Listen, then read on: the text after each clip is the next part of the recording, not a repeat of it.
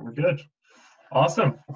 So we are live with episode, I believe I just said episode 19 of the Blue Crocus Experience podcast. This will be coming out for people in the contractor group a little bit earlier because we're going live in there as well. Yeah. So for people listening, we're going live in the contractor group. Check it out if you're not in it. But I'm joined today with Mike Wingard. And basically, this was spurred on by a question someone asked in the contractor group. And Mike and I have been chatting for a little while here.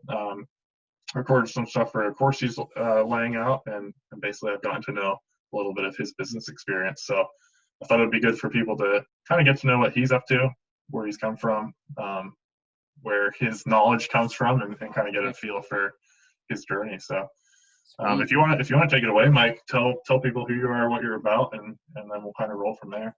Sweet. Well, thanks for having me on, dude. This is fun. I love doing this stuff. For sure. So, a little bit about me. About a little over 3 years ago, I started my first business as a company in Pennsylvania doing cleaning services. And started out doing window cleaning and pressure washing, and then expanded into commercial cleaning and all of that. And then built that business up over 2.5, 3 years to where I didn't have to work in the company anymore. And so I hired a full team. The company is fully automated. I was working the back half of last year. I was working probably like 10 to 15 hours a week, just kind of helping, going to a couple meetings a week, stuff like that. And then I was kind of like, what's the next step? What do I do? And so I was like, I want to prove that my business can work without me and it can continue to serve me. So I moved 12 hours away from that business to Bluffton, South Carolina, right off of Hilton Head Island. And I started a second company. And doing the same thing that we were doing up there. So doing pressure washing and window cleaning. And the idea was that we were going to turn this company into a regional powerhouse. We're going to franchise the business and all of that. Decided not to do that. And then I started getting into this legacy entrepreneurs. So that's what I do now. But the important part of that is I still own 100% of that company in Pennsylvania, and it's still rocking and rolling and doing really good months. And we have a huge month coming up here in July and August. So I'm super excited about that. And so that's kind of where my niche is, or like where I've been really successful, is building out teams and automating and putting systems into the business. That's awesome. So maybe touch a bit on the legacy group. I know you're wearing the swag right now, but just before we get too deep into it, tell us a bit about that. So here's what I found. When you start your business, right, you kind of become a unique individual, right? Like, people don't understand what you're doing. They don't know what it feels like to be an entrepreneur. Like, they want to go in, work their 9-to-5 job and go home. That's what, everyone's been programmed to do. So when you make the jump from working somewhere to being an entrepreneur, you need help and support and mindset and resources, and you need a family and a group that you could come to. And so the vision behind Legacy Entrepreneurs is to start living a life that inspires others in faith, character, and wealth that impacts future generations. So it's a group of people who can come to, they can be themselves. They don't have to be someone, for anyone else. And they can also start learning how to live their life that's going to ultimately impact future generations in a positive way. So we do live events. We have group coaching, one-on-one coaching. We've launched an apparel line, which has been really cool. We actually have our own Legacy Lifestyle podcast. So there's a lot of cool stuff we're doing for support for entrepreneurs. I love it. And how can people find that? Yeah, just type in Legacy Entrepreneurs. You'll find it. That's our business page. And then we have Legacy Entrepreneurs Mastermind. That's the group that everyone's kind of in right now. So Love it. That's awesome. Yeah, I know I always like to kind of plug what people are up to because, the whole point of this is to network and grow together. Yeah. Before we kind of answer Cam's question, Cam Roberts' question, appreciate you asking the question in the group, Cam. And I know Cam is probably one of the podcast's most avid supporters. He's always liking and sharing, and I think he's got his wife into it now. So as soon as an episode goes up, they both like it and all that. So he's very active on it. But basically, Cam's question, which we're going to circle back around to, was how do you know when to hire your first employee? Yeah. And a lot of the last few episodes on the podcast have been about employees, because, if it's not employees that you're looking for, it's leads. And if it's not leads, it's employees, right? It's one of those two things, or both, that you're struggling with as a business to stay afloat. Yeah. And no matter how much work you have coming in, if you don't have good people, you can't do the work and get the money, right? So, and you can't grow and scale. So, talk to us a bit about the struggles that you faced as you were growing, because I don't know how much of your personal journey you want to share, but you started the company from a place of, not a great place, and kind of grew it from there. Yeah. So money is like air, right? If you have it, you don't think about it. If you don't have it, it's the only thing that you can think about.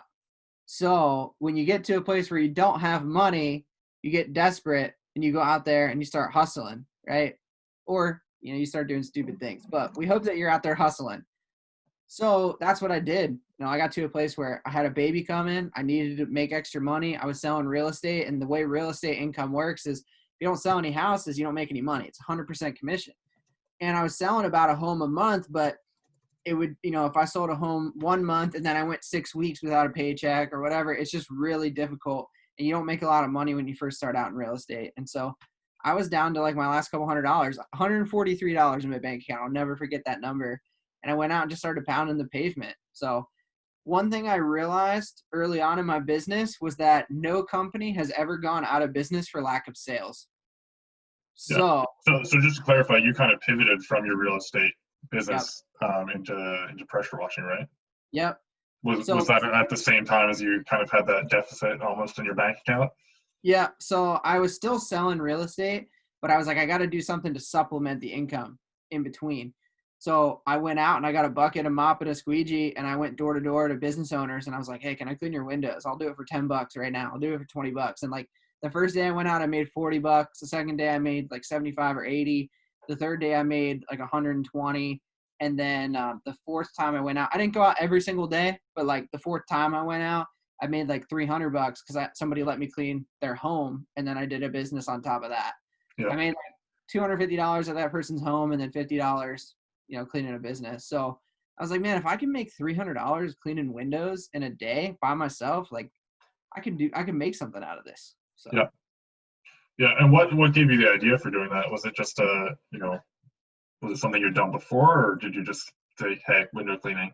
Yeah. So I'm pretty open about my faith, and I think that's like part of being authentic, right? And so this is just like dead serious. This is how it happened. Like I put my head down and prayed, and I was like, God, I have $143 in my bank account right now. Like I went from a 6-figure income at a corporate job and like $25,000 in savings to nothing. Like, what do I do? And I just heard this voice in my head say, get a bucket, a mop, and a squeegee and start cleaning windows. Like when I think of like quick money fast, I think of cleaning something and getting some cash. You know what I mean? So fixing someone's immediate problem. Exactly. Yeah. So that's what happened. Yeah, no, that's awesome, because I know I was kind of fiddling with the controls over here, but so I missed exactly what you said at the beginning, but I know that you went from a comfortable job at Dick's Sporting Goods, a comfortable corporate job, and so for those of you who are thinking, oh, he was fed the silver spoon, he wasn't. He had a comfortable corporate job. You wanted to reach out on your own and kind of try your own thing.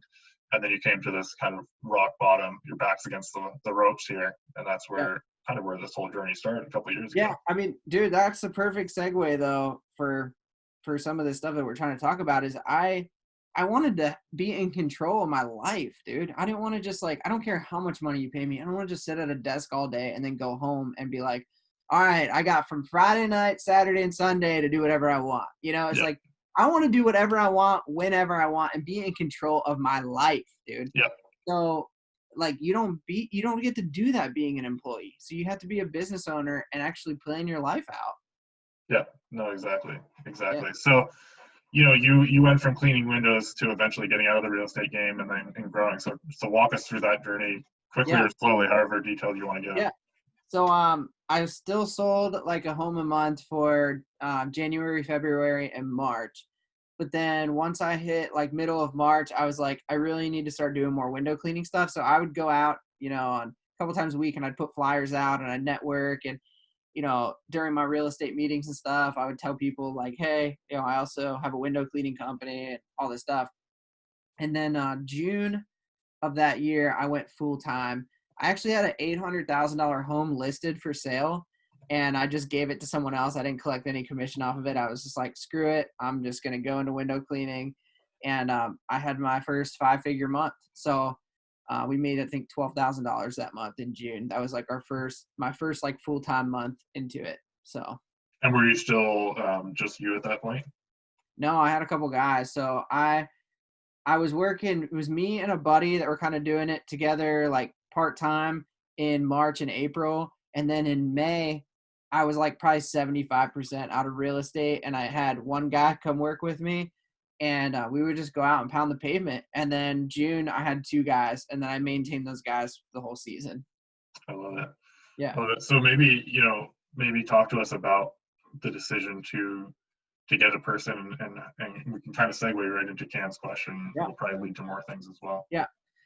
Yeah. So I think the biggest question you have to ask yourself is, what do you want your company to look like? Or what do you want your life to look like, more importantly? And then you structure your company around that. So I knew I wanted to have freedom in my life, right? And there's no freedom in being a solopreneur, except for the fact that you can adjust your schedule and kind of call your own shots a little bit, right?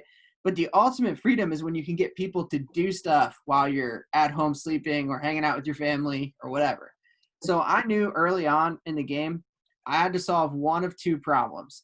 I either had to figure out how I could make more money and maximize myself, or I had to figure out how to make a lot more money and take a cut off of it. So I had to say, do I want to sacrifice early on in my business and build a team and go through all the headache and stress and struggle, all that? Or do I just want to do this myself? And like, I knew it was the first one, that like I wanted to build a team.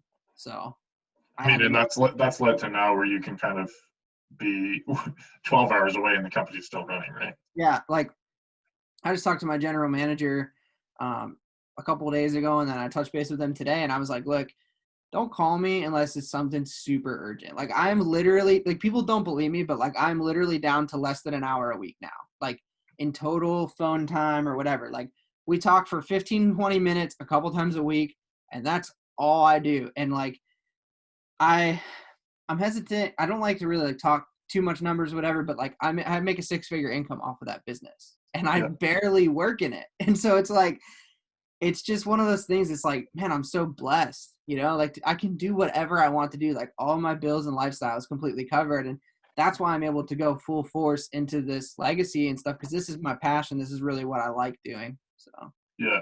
Well, and I mean, it wasn't just you woke up with a 6-figure income. Talk about the work that it took to get there. So you kind of figured out what your business you wanted your business to look like.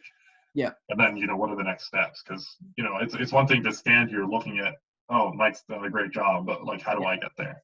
Yeah. So you have to do everything in your company when you first start out. You have to be jack of all trades. You got to be able to sell. You got to be able to do the actual jobs, accounting, building your website, all that stuff. Because realistically, unless you just have a pile of money that you're sitting on, you're not going to be able to pay people to do that stuff right away. And the reality is people get into contracting type jobs or type businesses because they aren't able to spend, $500,000 or $1 million to get into a different business. Like, let's just be honest. So you got to be really good at doing a bunch of different things. The second thing is you have to be really good at letting people do things for you and not, and like holding a super high standard, but at the same time, like giving grace. And the way that I explain that is, if you were going to teach a child how to ride a bike, you wouldn't just throw them on the bike and let them roll, right? You would put them on training wheels and you would take their feet and put them on the pedals and be like, all right, little Johnny, start pedaling, and then you hold the handlebars and you encourage them and you say, hey, keep doing it, man. You got it, And then when they start going pretty well, maybe you take your hands off of the steering wheel or the whatever it's called. Handlebars. Handlebars. Yeah, thank you. You take your hands off the handlebars for a minute but then you're right there just in case they start going somewhere they shouldn't, and then you put your hands right back on and you help them. You don't let them fall right away. And then when you get to a place where you're like, little Johnny's doing pretty good, then you take the training wheels off, but you still don't let them go off on their own, right?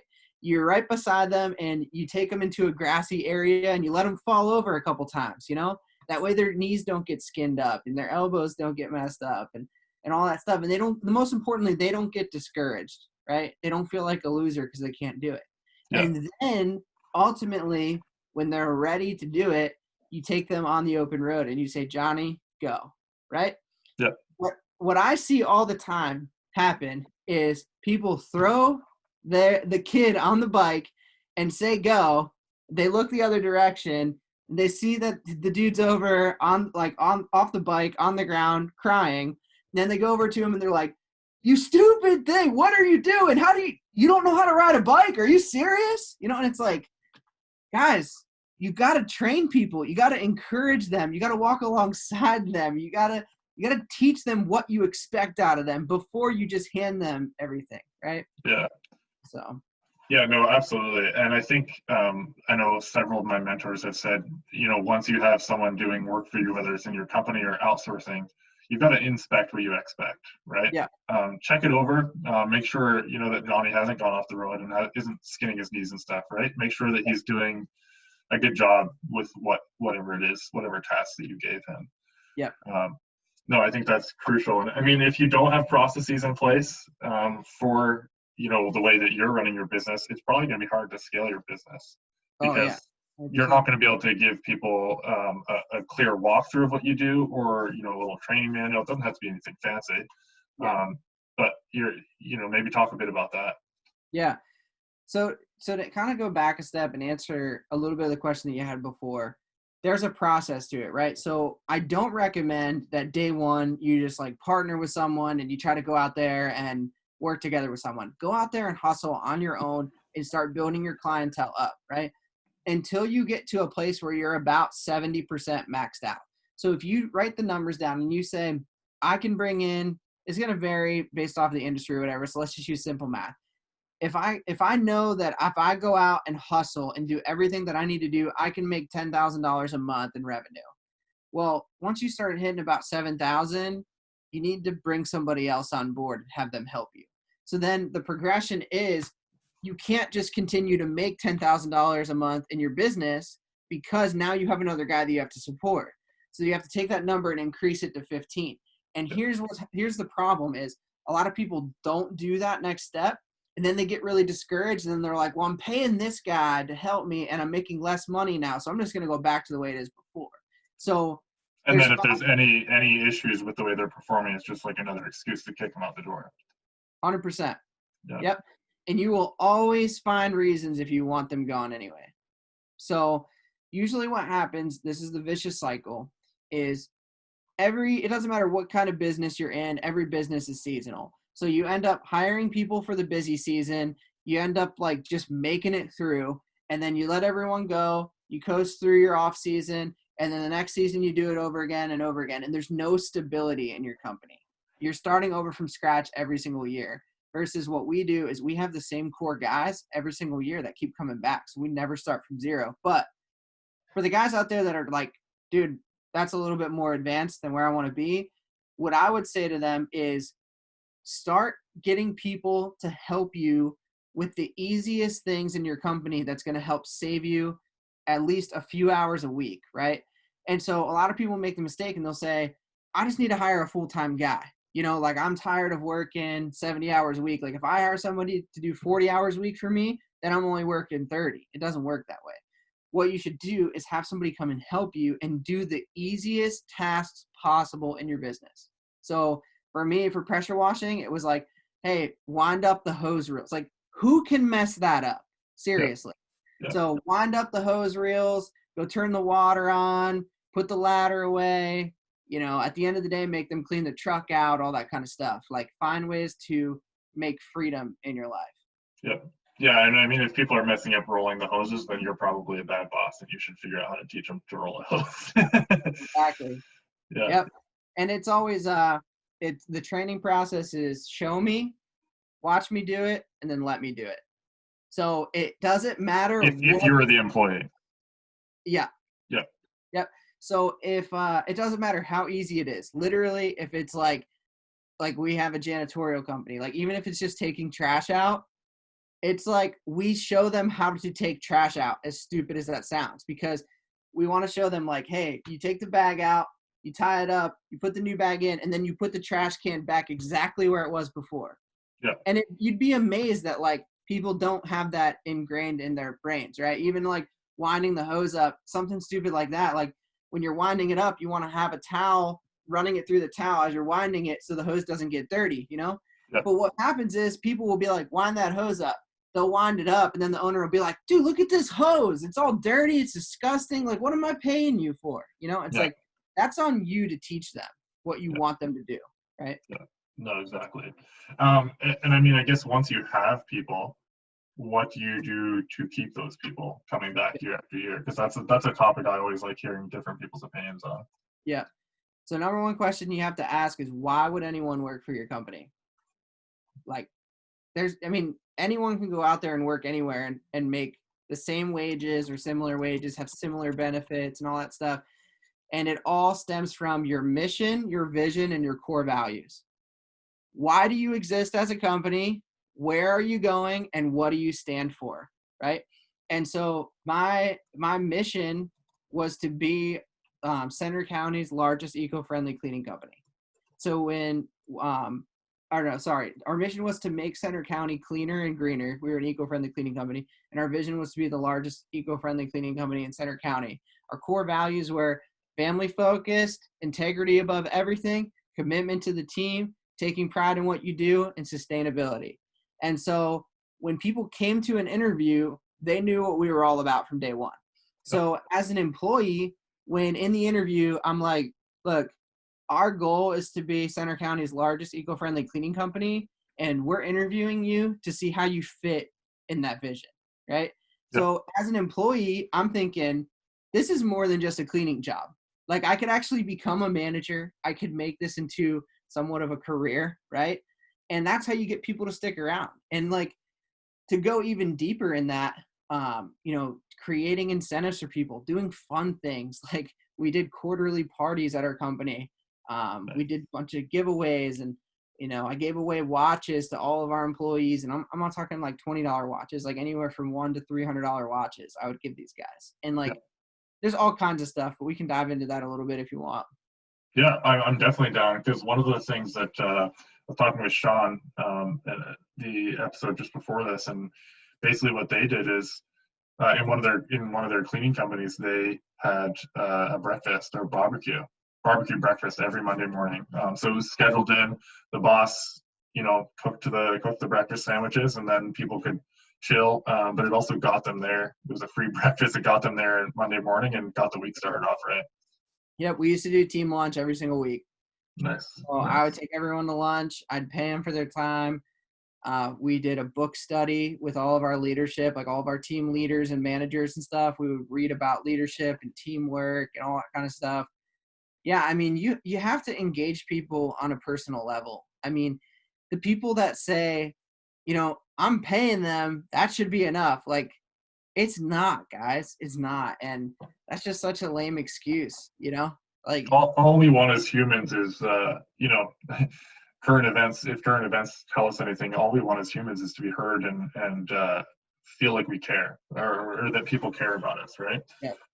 And so, as an employee, as someone who's been an employee, that's so important. Yeah. And if you're thinking of hiring someone on, or you have people already, take a good look at how you treat your employees, because they're not going to stick around forever if you're not treating them the best that you can be. Yep. Yeah, I mean, we've had the same employees. Like, I've been open for 3 years now, and we've had some people with us for 2 years, So it's like, a little over 2 years. So, you tell me if we're doing something right, Yeah. And I can tell you, like, those people have only gotten 1 or 2 pay raises in the time that they've been with us. So it's not that we're just like continuing to pay them so much money. And they've actually been honest with us that they've gotten other offers from other competitors for more money and turned them down. So Now, like one of those guys is actually getting promoted this upcoming week. So that's going to be really cool. So, I mean, you do want to like promote your people and give them more responsibility. But I always tell people you can lead a horse to water, but you can't make him drink, right? So find thirsty horses. Yeah. So it all starts and ends with the interview process and the screening process and the onboarding and all of that stuff. And we were really strict about our 2-week onboarding. You know, if people made a mistake within that first 2 weeks, and like a mistake meaning like we told them what we expected. Like, look, you can't be late for any reason your first 2 weeks. Yep. We just want to see, like, are you serious about this job or not? You know, if you're not in uniform, like one day you show up to our office not in uniform, you're going to get let go immediately. Yep. People are like, well, that sounds harsh. And I'm like, well, I mean, how hard is it to show up in your uniform? Yeah. I don't know. Everyone else can do it, you know? So it's just kind of stuff like that. Like they get that we're serious about what we do. I don't care if it's just a cleaning company. Like, I'm serious about doing a good job, you know? Yeah. No, absolutely. Yeah. I love it. So, I mean, I think there's some good advice in there for people. I see David just hopped on a couple minutes ago. David Robertson. What's up from Dallas, he says. Yeah, dude. Love Dave. He's in man. Yeah, he's in your entrepreneur, your mastermind group, isn't he? Yeah. Yeah. Yeah. Awesome. And so, I mean, the other thing is, like, I think there's a lot of people out there that are like, they're talking a lot about employees and what it's like and, you know, how they've built their company up and all that kind of stuff. And I guess, like, what I would say just to, like, ensure people that, you know, I know what I'm talking about is the fact that, A, I have a company that I don't have to work in, which means our team is rocking and rolling. And B, last year I hired over 100 people. So, like, we had 90 people working all at the same time in the same month. And we maintained 15 to 20 employees the entire year. So, like, in a cleaning company, you're not making as high of a dollar per hour as you would be if you're working in an HVAC company or plumbing or concrete or something like that. So you got to have a big team if you want to make big money, you know? And so, I mean, I've hired a lot of people and we've had a lot of rock stars on our team. We've also had some bad people too. And you just kind of work through it. And, you know, I think I'm really good at sharing the highlight reel, but, like, I want to encourage people out there that it is not easy to do it. That's what I'm looking to dive into next. Yeah. Maybe talk about firing people. Now that we've talked about hiring them, tell us your worst story. Oh, yeah. All right. This one is actually awesome. So, like, right when I started getting really serious in my company, we had a couple contracts that were really big. And, you know, I had, I think 3 or 4 employees at the time, but I was trying to get to 10 within like a month or two. And I brought this guy on. He was super high caliber. He worked at a bank. He was making like $50,000 a year there. And he's like, you know, I just want to do something where I can have purpose in it. And I'm like, well, I mean, I can't pay you $50,000 a year, but, like, I can definitely help you with that. And he was like, yeah, I'm really excited. I want to help, like, build this up with you and all this stuff. And he really talked the talk. Like, he was really good from that perspective. He was a good salesman. So he comes on board. He was the best employee I ever had. The first 30 days, he was just like a rock star. And then slowly started to fade out and wasn't doing that well. And I kind of have to tell the end of the story and then fill the gaps.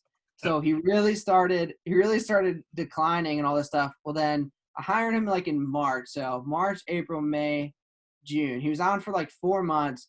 First week of July, he quits with no notice during the busiest season of the entire year. Like, it's a Friday. He came and picked the van up at our shop. And then my wife was like, hey, Dan's back at the shop and he just dropped the keys off. Like, he didn't say anything. He just left. Like, what's going on? And I'm like, I have no idea. He's supposed to be at a job right now. So then he texted me and he's like, I can't do this anymore, man. Whatever. So then I start talking to all my other employees and I'm like, at that time I had like 10 people on my team. And I'm like, do you guys hear that Dan quit? And they're like, oh yeah, he's been talking about quitting, but I didn't know he was just going to quit with no notice. And I was like, why did no one tell me this? Like, what's going on? And they were like, dude, Dan hated you. Like, he would talk smack about you to the customers. He talked about like how terrible of a person you were and that you always like were lying to him and deceiving him. And I'm just like, I don't understand how he could feel that way, right? And if he had a problem with me, he should have talked to me about it, you know? And then before that, he faked his grandmother's death to get out of work. Turns out that he was a drug addict, and he was like on heroin and all this stuff all the time.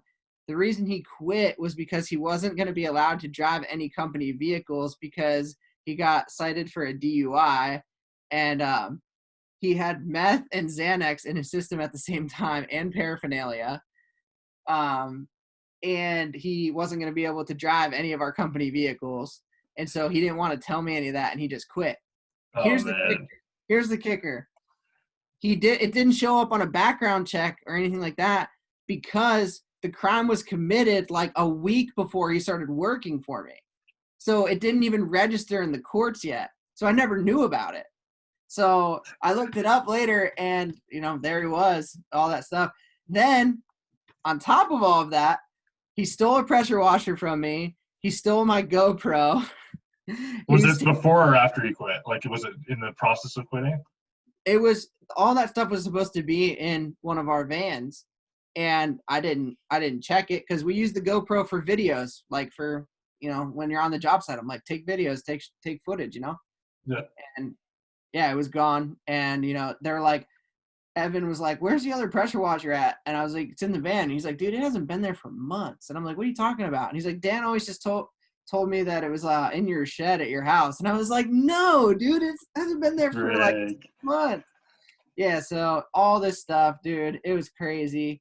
But yeah, faking his grandmother's death was hilarious because I was like, I kind of figured he was, but I didn't want to, like, that's such a sensitive. You can't probe that one. Yeah, and he was in my office crying, like, I mean, literally weeping. And I think it was because of his stuff in court, and that was the way he covered it up. But I was like, 2 days later, I was like, hey, I want to send flowers to your grandma's funeral. Where's it at? You know, or what was her name? And he's like, Marsha or something. Like, he just like made a name up. Like, he gave me a last name. He took forever to tell me. And yeah, it was interesting. But I guess what I would say, I've had so many other things, dude. Let me tell like one or two more real. Yeah, I want to hear one where you actually physically like fired them, because this one Okay. you never got the joy of firing them. Not that it's a joy, but like it takes a certain, you know, it takes guts to fire someone. No one likes to lay down the line. So I've really only fired, I think, 2 people. There's a way to fire people without actually firing them, which is like, you kind of just tell them like, look, this isn't working out. Like, you should probably go find something else to do. And then they get the hint, right? And you cut their hours back and stuff like that. But there was a guy that I fired his second week on the job. He was a weird dude, and like, he just thought he knew everything, and he wanted to, like, he was like ex-military, and I've hired tons of military people, so nothing against that. He was just he thought he was like the sergeant at every job. Like, he would just come and like, he'd boss everyone around, and even like the customers and stuff, he would like boss them around and tell them like, this is how it's going down or whatever. Well, then like, when it came to safety, he was like the safety police. Like, he wanted to be the guy. And he was at a job, and he, instead of using the ladder that we told him to use, he decided to stand on someone's patio furniture with a granite countertop and use the pressure washer wand while he's standing up there. And the table fell over, and the granite busted off this table. And it was like $2,500 for this table. Yeah. And so I just told him, I'm like, come back to the office. And I was like, look, I got to let you go, dude. Like, it's not about the table. Like, the table can be replaced. It's just like safety protocol. Like, you can't be standing on someone's patio furniture. Like, that's against our safety. And like, it would be different if you didn't call me and ask me. Like, he called me and was like, can I get on this table? And I'm like, no. And then he proceeded to do it. And break it. Yeah. But the saving grace was the customer was like, oh yeah, that one of the legs was like busted on that table and stuff, and so we were gonna get a new one anyway. So you just kind of like accelerated the process. I'm like, man. They didn't make me pay for it, but there was another woman that cleaned for us. She was just really bad at cleaning, like no attention to detail and stuff. And like, it was one of those where we were gonna lose clients if we didn't. And actually, somebody just got fired like 4 or 5 months ago, but I didn't have to do it. Matt does it all. He's my general manager. This one was hilarious, dude. We had this cleaning contract. It was $12,000 a month. We go in and we clean like all the common areas of this huge apartment complex. Like we would occasionally clean rooms when people moved out, all that kind of stuff. We had 2 people there full time every day. And on the weekends, there were no office staff there. So we would just go in and we'd do all the cleaning and stuff. No one bothers you. Well, this guy decided to go into one of the rooms, the demo room or like the showrooms or whatever. He closed the door and locked it. And there's like a bunch of snacks and stuff in there for like people when they're showing apartments and stuff. Kicks his shoes off, laying on the couch, eating snacks, watching TV. And they walk in on him in the middle of it. And they're like, hey, what's up? And then they went back and looked at the cameras and found out that he was doing it like every single time he was in there.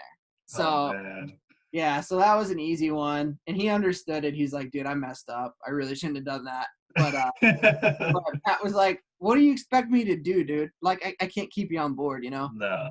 So I guess what I would say to that is you got to do the math. Like I just told you 4 bad stories, right? In these 3 years, I've probably hired 200 people. So it's like 1 out of 50 people is bad. Right? Yeah. It's a pretty okay track record. Yeah. And the way it works is like if you have 10 people, 1 or 2 of them are going to be absolute studs. About 5 or 6 are going to be, consistent, good employees or whatever. And then 1 or 2 are going to be terrible. So the 1 or 2 that are terrible, you just work them out and you get new guys in. And right now we actually don't have anyone that's terrible, but it took us 3 years to get there. Right. So. Right. Well, talk a bit about your hiring process, because, you can't just, especially the size you're at, but I mean, I even don't recommend it for small companies like one-man operations. Don't hire your friends unless you're absolutely sure it's going to work out. Don't hire your friends, dude. Never works. Yeah. It's very unlikely that that's going to work. Yeah. So the first thing you want to do is you want to have an extremely high turnover rate before people even get through the door for the interview. And what I mean by that is if you get 50 or 100 resumes, out of those 50 or 100 resumes, you're probably only going to select 5 people to be able to even come to the interview, right? And the way that you do that is you see how they follow directions from the beginning of the interview process. So in the ad, you make it clear, like if you want to apply for this ad, you need to answer these 5 questions, like send us an email with answers to these 5 questions to be considered. So you want to see, are they actually going to do that? And like the majority of people don't even do that. They just bypass it. And I'm like, look, these people can't even read the ad and follow directions, right? Yeah. So the second part is they got to answer the questions.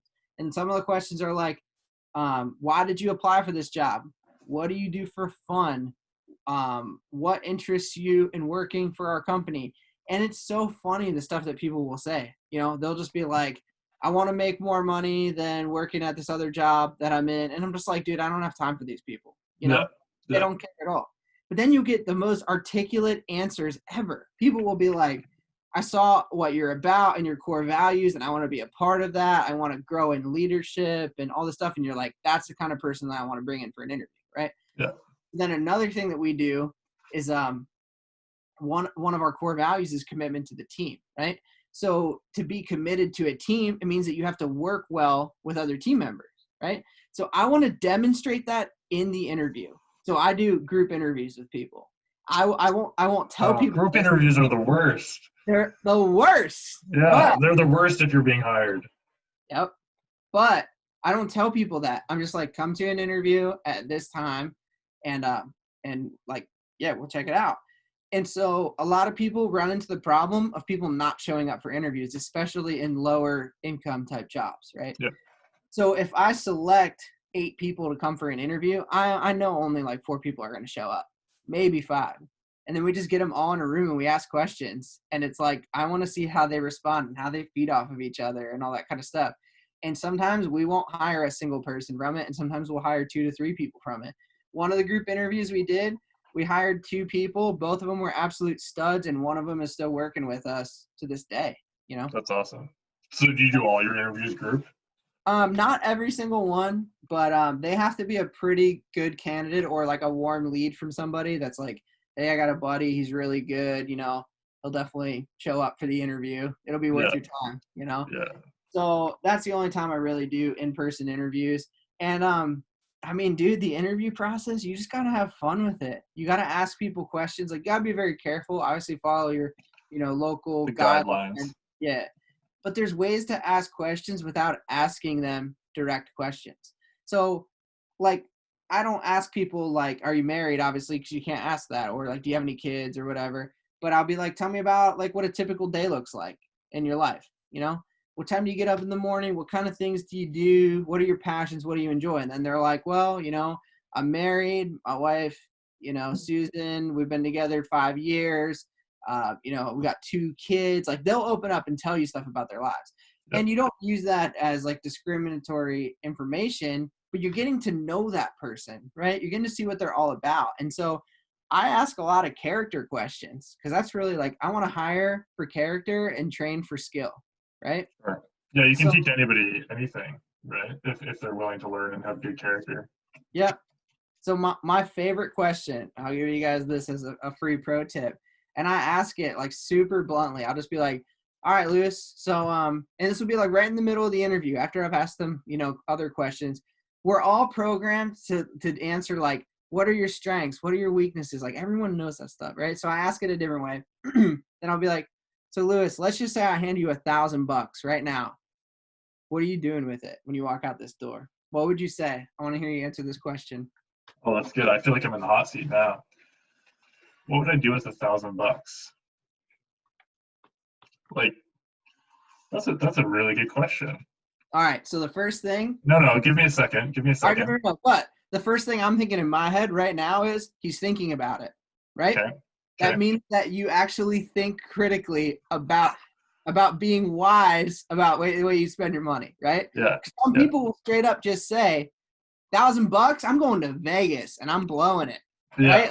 I'm on a plane tonight, or I'm going to the club with my boys and we're gonna, it's like, dude, I don't have time for that, Yeah.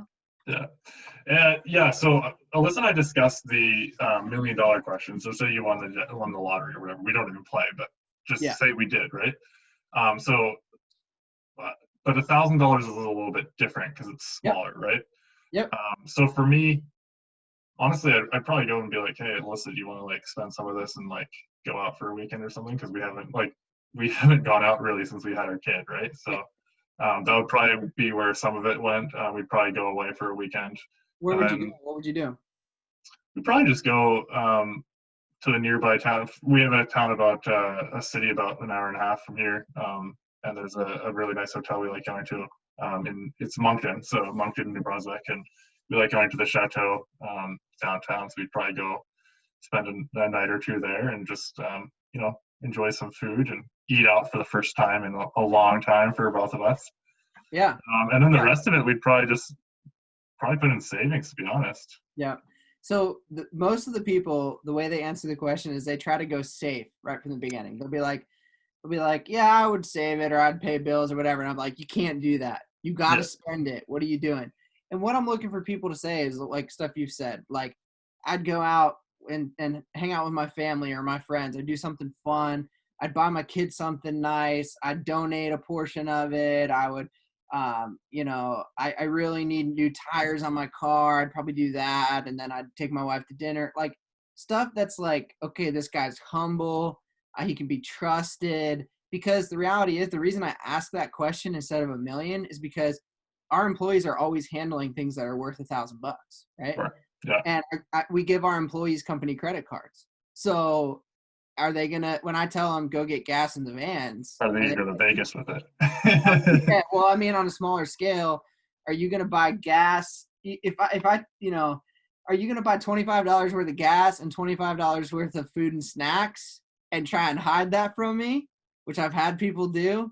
I've had people find cigarettes with gas cards and stuff, thinking I wouldn't find out about it. Yeah.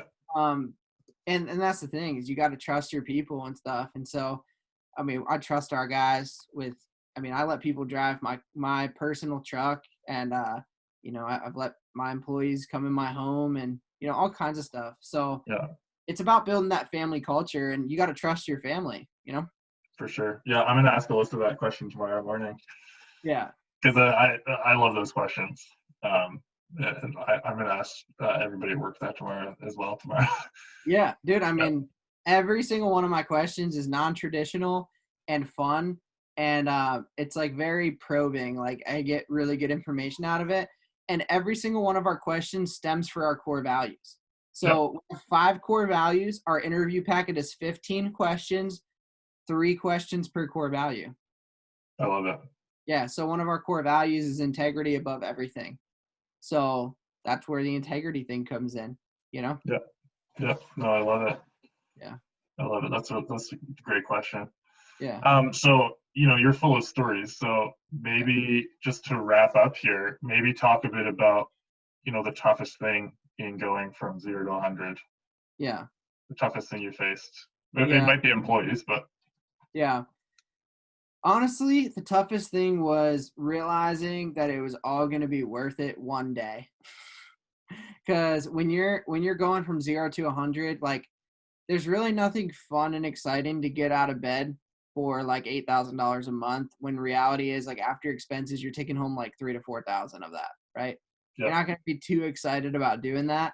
And I think that's where a lot of people struggle is they're like, let's say they're making $40,000 or $50,000 a year in their job. So that's $4,000 or $5,000 a month, something like that, 40 to 60,000.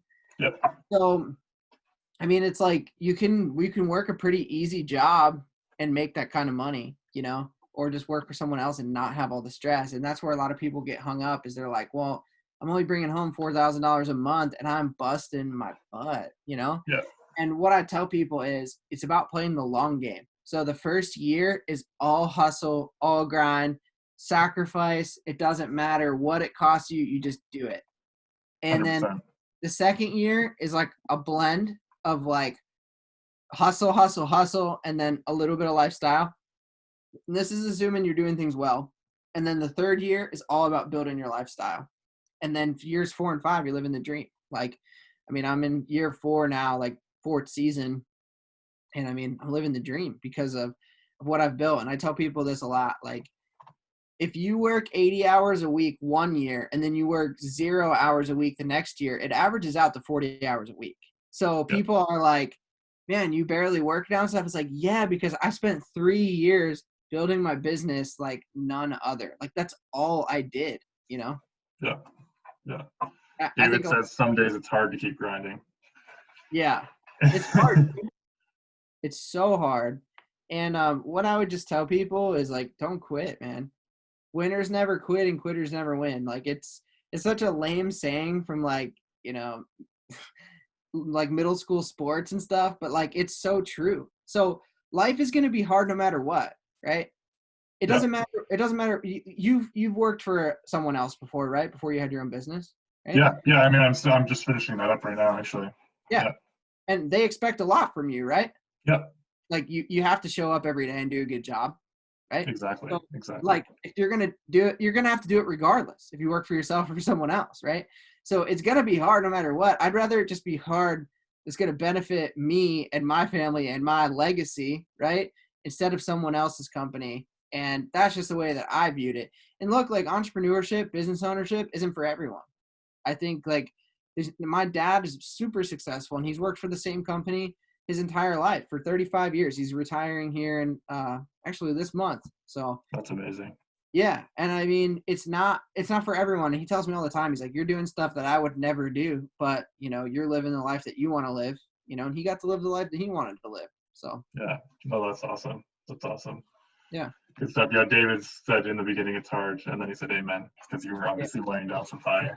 That's right, dude.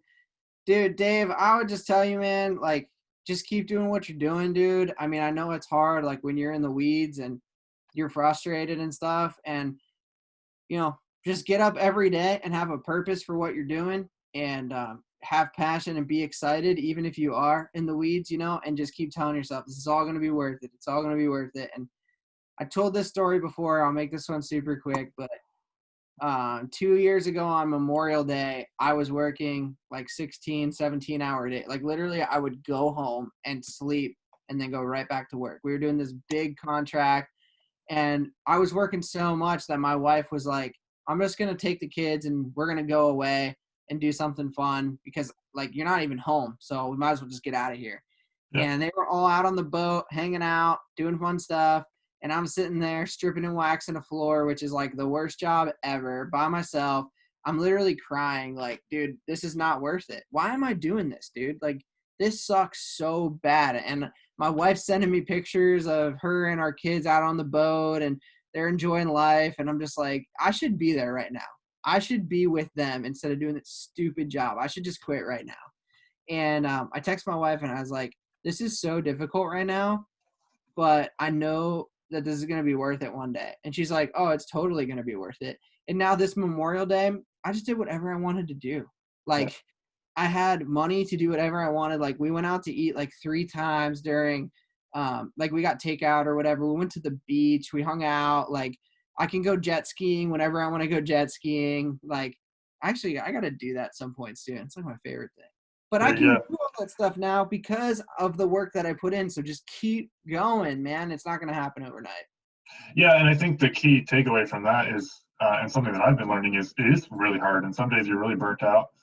But something that my mentor said is write down your goals every day. Yep. Write down where you, even twice a day. And when you're kind of running into difficult patches, write your goals down. Tell them to someone. Be like, this is why I'm doing this. This is, anybody who's in endurance sports, they're going to tell you, when it gets really hard, the only thing that gets them through is thinking about how it's going to feel when they finish, right? Yep. So it's really, really important to keep that crystal clear and keep pushing forward. Yep. It's seeing the life that you want to have and just continuing, like you said, writing your goals down. Part of that is envisioning what you want to have and what it's going to look like when you do have it. And it's so funny because every single thing that I have right now, my wife and I were talking about 3 years ago. Yeah. And there's also something about, once you say it and talk about it, then, that's going to start, you're going to start seeing opportunities to achieve the goals that you're setting. Yep.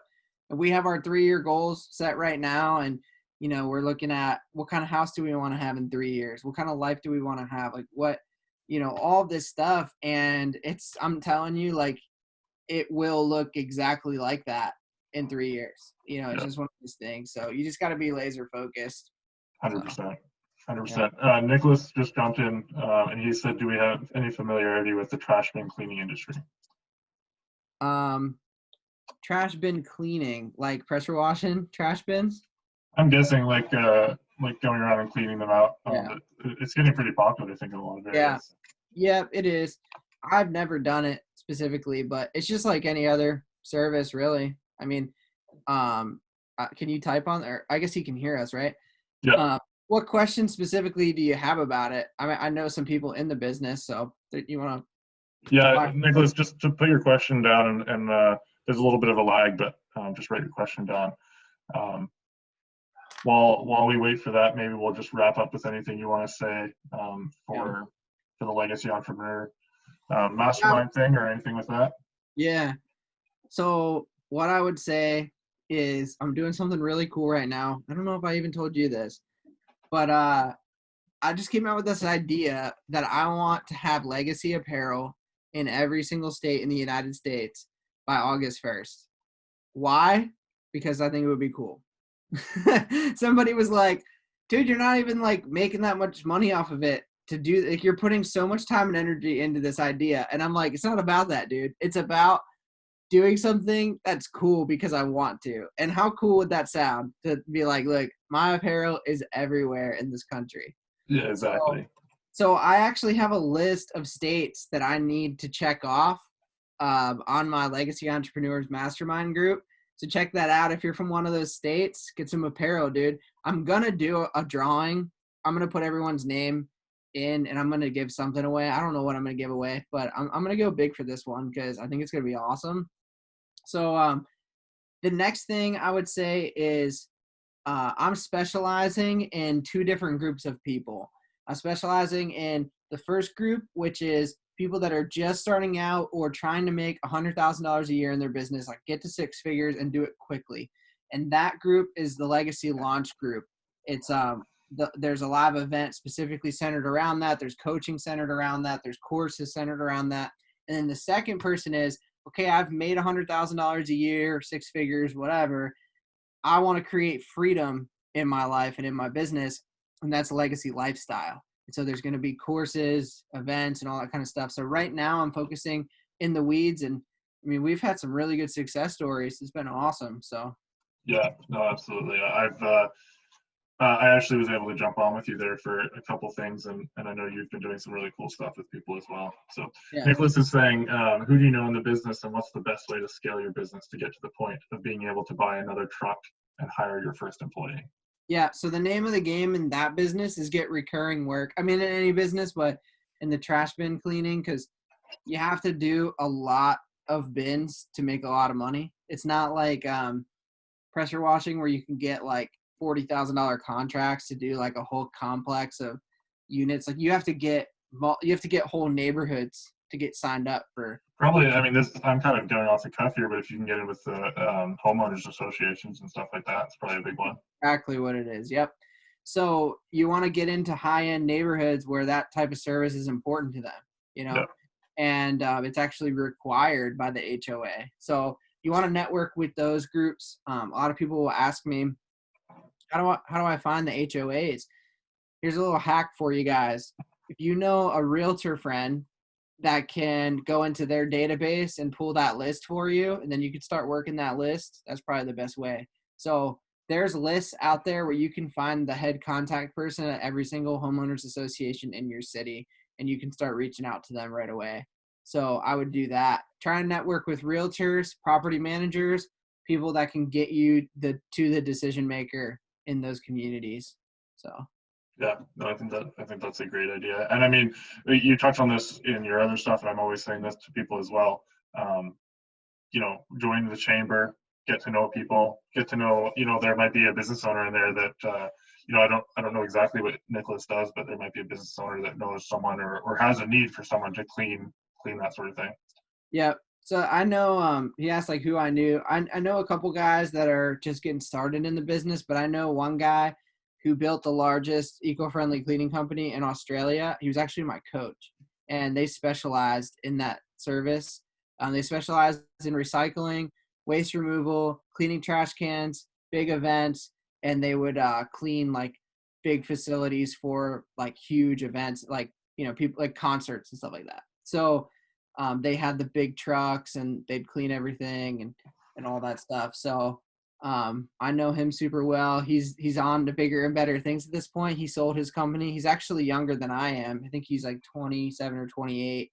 And he sold his company for, I couldn't tell you the exact number, but it's probably like 15 million bucks or something like that. So That's awesome. Yeah. yeah. No, he's asking who you know specifically. Feel free to get in touch with Mike directly. Message him, Nicholas, and he says he's the owner of Environmental Bin Solutions Inc. That's awesome. Yeah. Cool. Cool. Well, any last fire before we wrap up here? I don't know about fire, man. You've been bringing it, so you gotta have a little bit left in you. Right. Yeah, I mean, dude, just keep doing what you're doing, guys, and like connect with good people. This is a great thing to wrap up on. I've been telling people a lot this week is you have to hang with people that you want to become more like. So, thoroughbreds don't hang out with donkeys, so to speak, right? So if you want to learn how to be a successful business person, live a life that is inspiring and all those things, hang out with those types of people. So, link up with people like Lewis if you want to connect with me. If I have anything that, you want in your life, start watching, videos that we're putting out or other people that have what you want instead of looking at people who have what you don't want. And a lot of people will say, I'm watching these guys so I can figure out what mistakes they're making so I don't make those same mistakes. The reality is that's not how you become successful. You want to see how people do it that are successful and have what you want. So I think that's a great place to end up on. That's something I'm trying to work on this year, and that's why I've created this group, is for people to get together, and that's why you've created your group. So get in touch with either of us if you have questions about scaling and stuff. Get in touch with Mike if you have questions about your website or or lead generation or anything like that, certainly reach out to me. I'm happy to lay down some fire on that as well. Yeah. Yeah, Lewis is awesome. He's helping a lot with, he knows what he's talking about. So I would just go straight there. Yeah.